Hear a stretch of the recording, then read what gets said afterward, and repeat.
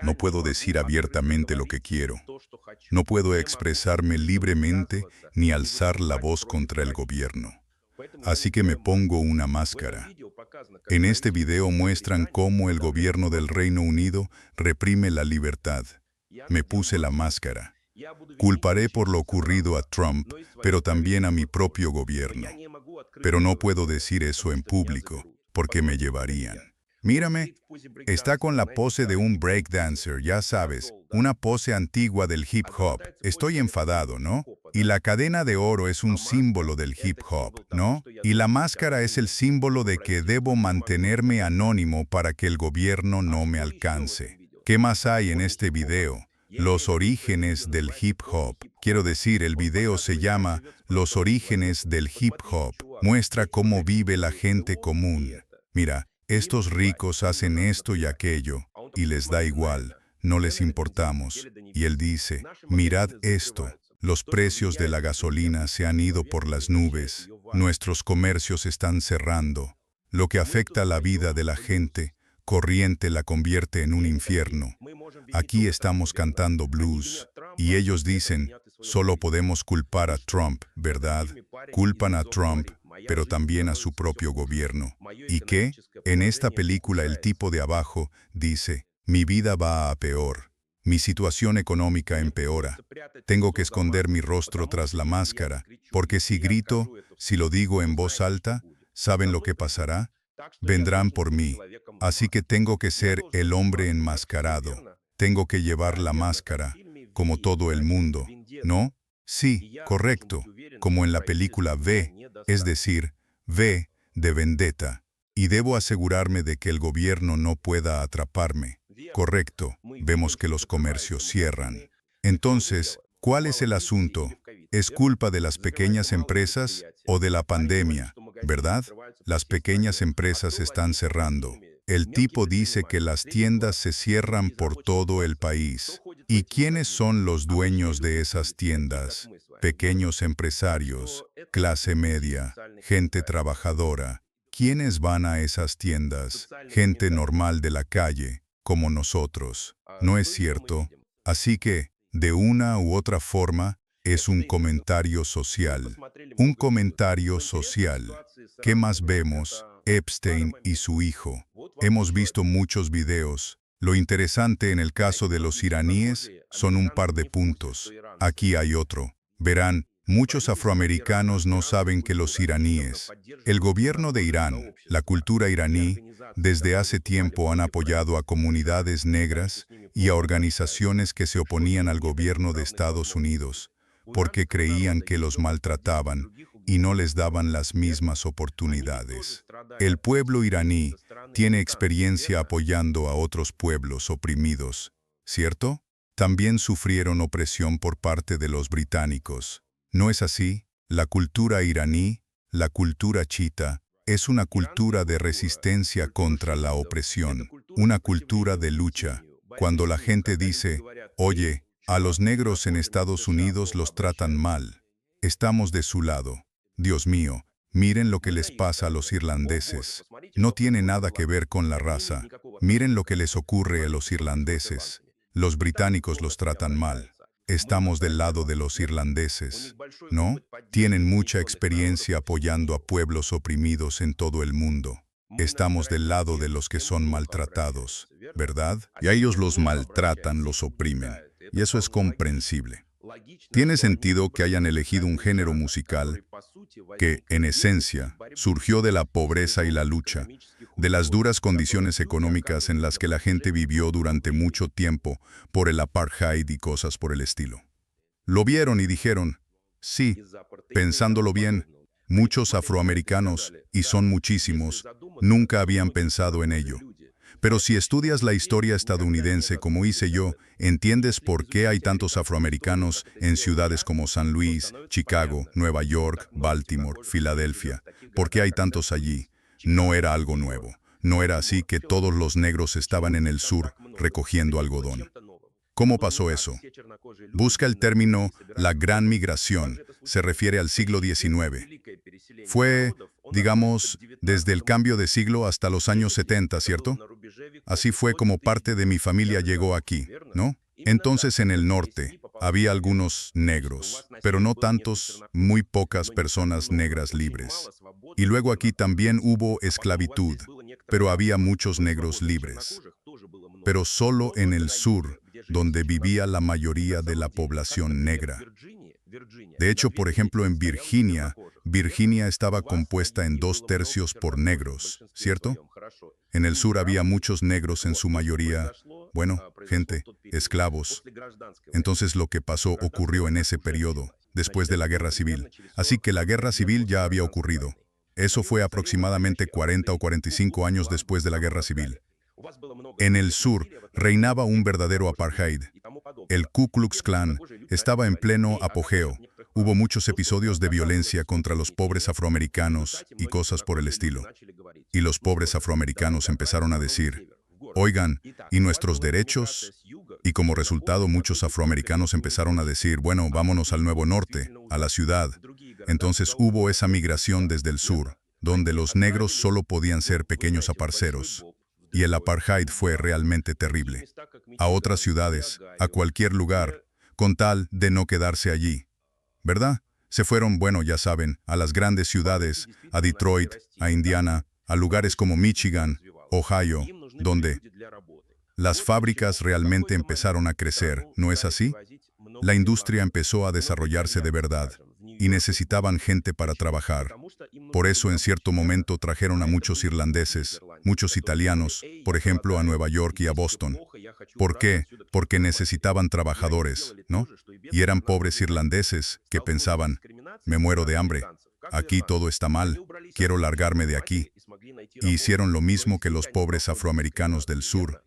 Se enfrentaron a la discriminación de los blancos anglosajones protestantes, igual que los irlandeses. Se fueron de allí y consiguieron trabajo. Pero aquí también se toparon con discriminación, ¿no? Y con la pobreza.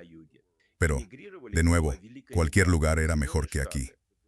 Así que en Estados Unidos empezó el auge industrial y gente de otras partes, como los polacos, que también eran maltratados y humillados, dejaron sus hogares, incluso en el sur. Se mudaron en masa. Fue la gran migración a Estados Unidos para encontrar trabajo en fábricas y talleres. Había trabajo infantil y ocurrían cosas horribles. Y luego, como saben, surgieron los sindicatos, la semana laboral de 5 días y todo eso. Eso sucedió antes de que los afroamericanos empezaran a migrar, ya en el siglo XIX, por la revolución industrial. Pero se entiende la idea. Entonces mucha gente que no tenía nada por la pobreza y la opresión, ya fueran irlandeses, afroamericanos del... Pero aquí tuvieron nuevos problemas, porque teníamos lo que llamaban el crisol, ¿verdad? Había una especie de jerarquía, porque existía la idea de pertenencia étnica. Existían los blancos anglosajones protestantes, y otros blancos en la jerarquía se consideraban blancos étnicos, irlandeses, italianos, polacos. Así que en ese llamado crisol había su propia jerarquía. O sea, si eras irlandés, sin importar de dónde vinieras, tenías que pasar por lo que llamaban el crisol. Tenías que fundirte en lo que llamaban los blancos anglosajones protestantes. Tenías que aceptar esa cultura y de algún modo disolverte en ella. Eso es lo que es el crisol. Y también había afroamericanos que no eran admitidos en el crisol. Estaban en el escalón más bajo de la jerarquía, ¿cierto? En fin, había un montón de cosas así. Por eso ahora hay tantos pobres en las ciudades. Se mudaban a las ciudades. La mayoría era poco educada. Y así por el estilo, ¿no? Así que surgió la poesía. Había un tipo, Bukowski, famoso estibador. Mi padre fue estibador, luego se convirtió en poeta y después en filósofo, ¿no? Y de nuevo era pobre, estibador, poeta, filósofo, un tipo genial. Como resultado, en las ciudades chocaron los intereses de grandes grupos de pobres de distintas nacionalidades que luchaban por sobrevivir. Sufrieron la delincuencia y fueron víctimas del crimen organizado. Y todo eso, mientras tanto, la élite gobernante ideaba cómo colaborar con grupos criminales organizados para ganar dinero, jerarquía, crimen organizado y todo eso. Claro. Y como resultado obtienes poesía y música. Eso es todo. Y volvemos al principio, al hip hop. Volvemos al inicio, a los diss tracks. ¿Y qué está pasando ahora? Tío, lo que pasa, pasa. Ahora ves a gente de Irán, desde el punto de vista cultural, que dice que, si recuerdas, empezaron así y no eran solo temas diss. Los sacaban con música de fondo y cosas así, ¿no? Pero luego sacaron un tema que era un diss de hip hop. Quiero decir, una de las cosas más potentes del hip hop eran también los ritmos y el trasfondo. Era tan bailable. Está genial. Si recuerdas los 80, tomaban fragmentos de canciones que ya eran éxitos, ¿no? Cogían una canción que ya había sido un éxito. No importaba qué canción fuera. Había una canción muy famosa llamada Walk This Way. La interpretaron Run DMC y otros. Olvidé el nombre de la otra banda. Era ACI, quien quiera que fuera, ¿no? Tenían un éxito enorme en el rock and roll. Le añadieron hip hop a eso, y fue la sensación, ¿no? Eran pistas de fondo. Tomás buenos temas de hip hop, coges otra música que ya triunfa, le añades un ritmo y la gente escucha. La escuchas y la gente mueve la cabeza. Miras algunos de esos videos viejos de Snoop Dogg y ahí hay 4 chicos en un coche y van por la carretera así, porque te hace marcar el ritmo con los pies. Te hace escuchar esos temas de hip hop, aunque no tengan otra música de fondo. Es un buen ritmo, ¿no? Entonces, ¿qué pasa? Creo que se toparon con ello por casualidad. Creo que empezaron queriendo simplemente añadir música y esas cosas de fondo, y entonces se dijeron, oh, esto está genial, amigo.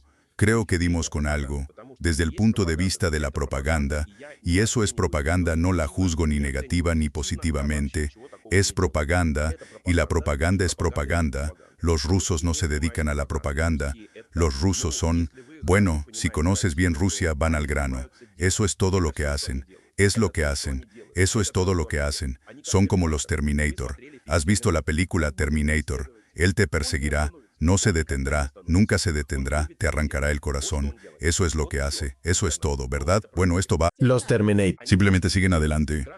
El Ejército Rojo avanza y no se le puede detener. No tienen tiempo para cháchara, no tienen tiempo para propaganda, no se ocupan de eso, pero son como un flujo de lava. Pueden atravesar todo el campo de batalla, rodearte y aniquilarte, y exterminarte de forma muy, muy eficaz. Para lo que hacen los rusos, la propaganda no hace falta, ¿no? No es su plan, no está en su cultura. Bien, los iraníes son simplemente interesantes. Aquí son muy interesantes, porque empiezan y... Dios, qué enorme es el Lego. A los niños les gusta, es popular, es divertido, ¿no? Así que lo hacen. Y es divertido cómo corren las figuras del Lego, cómo agitan sus manitas y todo eso, es decir, usan ese humor, ¿cierto? Y los muñequitos de Lego son una caricatura del humor. Las caricaturas de todo este asunto del Lego son una caricatura de la realidad. Es una versión exagerada de la realidad, ¿no? O sea, lo miran y piensan, vale, esto es una caricatura de la realidad. Es una interpretación humorística exagerada de la realidad. Hay guerra, muere gente, pero a la gente le atrae el humor. Y aparece un video con música de fondo y la gente va, oh, esto es divertido, es algo nuevo, es interesante. Y la idea de que durante la guerra alguien publique un video con música al estilo Lego parece interesante. Y luego prueban con hip hop, y ahí literalmente se nota que todo está hecho con inteligencia artificial. Pero ahí hay literalmente un rapero negro que rapea al estilo de Snoop Dogg. Ahora incluso tienen un video con una voz parecida a la de Snoop Dogg. Es obvio que no es Snoop Dogg, pero la voz se parece a la de Snoop Dogg. Y la música también suena al estilo de Snoop Dogg, ¿me entiendes? Ese tipo de música la tenía Dogg. Bueno, ya saben la música original de Snoop Dogg. Así que la música de ese video está al estilo de Snoop Dogg. Entonces, ¿qué lograron? Dieron en el clavo. Entendieron por qué el hip hop se volvió tan popular, cómo nació. Volvieron a las raíces del hip hop y comprendieron por qué se volvió tan popular. Y todo fue porque la canción era buena. Sí, hablaba de la lucha de las clases bajas, de los desamparados, de la gente oprimida y maltratada por las autoridades, por el sistema de poder internacional de entonces, cuando todos nos sentimos así. Momentos en que la gente se siente impotente. ¿Qué pasa? La gente que vive en los guetos se siente impotente, solo les queda disfrutar la vida. Un tipo que toca blues se sienta en el porche de una vieja casa de campo, donde antes vivían aparceros, y compone una canción blues. Joe en Luisiana en 1944 se siente impotente, pero puede componer música y cantar. El tipo que compone una canción country sobre su camión, su perro, el tren, sí, el tren y su madre. Ese pobre muchacho blanco que hace eso. Está impotente ante el sistema, pero puede gritar, cantar y contar su vida y sus dificultades, ¿no? ¿Y qué pasa? Ahora dicen, haré un videoclip de hip hop sobre el Cordero. Bien, puedo resistir y derrotar al sistema internacional represivo y neoliberal. Y ponen enlaces a los documentos de Epstein por todas partes. Eso provoca indignación. La gente dice, tío, esto es injusto, podemos ver los documentos de Epstein. Moralmente es inaceptable para nosotros. Pero ¿qué podemos hacer? ¿Verdad? Y luego escriben, esto apoya los documentos de Epstein. Es como una bomba, ¿no? Y la gente dice, sí, ya sabes, hay algo en las personas que las empuja a hablar. Sí, así es. Pero ¿queremos que les caigan bombas a las personas? No. ¿Queremos que la gente muera? No. Queremos que los estadounidenses, que muchas veces son nuestros hermanos, hermanas, primos y demás, muchos de los cuales ahora se preguntan, ¿qué hago yo en el ejército? Yo no quiero luchar por eso. No quiero pelear por esta causa. Dicen que hay un caso así cuando se trata de su gobierno. Dicen literalmente que su gobierno está compuesto por pedófilos y que ustedes están dispuestos a morir por Israel. Su gobierno está dirigido por pedófilos y les piden que mueran por Israel. Ese es uno de esos llamados rituales. Pero aquí está el asunto. ¿Está eso tan lejos de lo que siente la persona promedio? No lo creo. No me lo creo.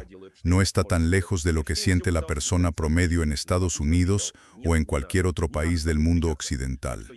Diría que los rusos, los chinos y los iraníes probablemente no piensan así, porque sus gobiernos no son iguales. Saben, si miras los documentos del caso Epstein, ¿qué se puede decir? Epstein intentaba una y otra vez arreglar una reunión con Putin, y Putin le respondía, no, no hace falta reunirse contigo. Así que estoy seguro de que los rusos piensan, oye, en nuestro gobierno no hay pedófilos, pero en el suyo sí, y nos enojamos y nos frustramos porque no podemos lograr aquello que creíamos democracia y resulta que no lo es. Y ahora alguien dice, ¿saben qué es interesante? Que nuestro gobierno está librando una guerra, ¿no? Nuestro gobierno, la élite en el poder, están librando una guerra. Y la otra parte, o sea, yo como estadounidense, los estadounidenses estamos en guerra. Y la gente del otro lado, la otra parte habla en nombre del estadounidense promedio. Y cuando digo habla en nombre del estadounidense promedio, me refiero a que dicen lo que siente ese estadounidense promedio. Mi gobierno está dirigido por pedófilos, mis hijos y mis hijas, en sentido figurado. Los estadounidenses van a morir por Israel, y ellos hablarán de los documentos de Epstein. ¿Y qué gritan los estadounidenses? ¿Por qué no podemos obligar a nuestro gobierno a ocuparse de esto? ¿Por qué sentimos que a nuestros líderes o a los que mandan los manipulan por cosas como los documentos de Epstein o algo así? Y luego los iraníes publican videos y hablan de ello. Y lo hacen al estilo hip hop. Lo dicen como lo hacía Kiares en su día. Lo dicen como lo hacía Jay-Z antes de convertirse en una marioneta neoliberal. Lo dicen como lo hacía Run DMC. Saben, lo decían como mucha gente que, En esencia, eran raperos callejeros y expresan lo que nosotros sentimos. ¿Y qué pasa entonces? No se trata solo de que sea divertido, que lo es, ni solo de que las canciones suenan bien, porque suenan muy bien. No es solo que tengan letras potentes, que las tienen. Se trata de que son una especie de comentario social revolucionario. Revolucionario. Quiero decir, es un enfoque revolucionario, y no voy a imponerle ninguna ideología, como en la película They Live. Es una buena película. V significa V de vendetta. Buena película, ¿no? El enfoque revolucionario es que la gente se desespera cuando siente que su propio gobierno los oprime, no ven salida y no pueden sienten que el Estado los oprime. Y ven que su gobierno actúa de forma incorrecta y sucia, ¿verdad? Y no pueden hacer nada al respecto. Bueno, al menos pueden escribir poesía o componer canciones. Pueden hacer algo. Y ahora, en el Reino Unido, añadiré algo más.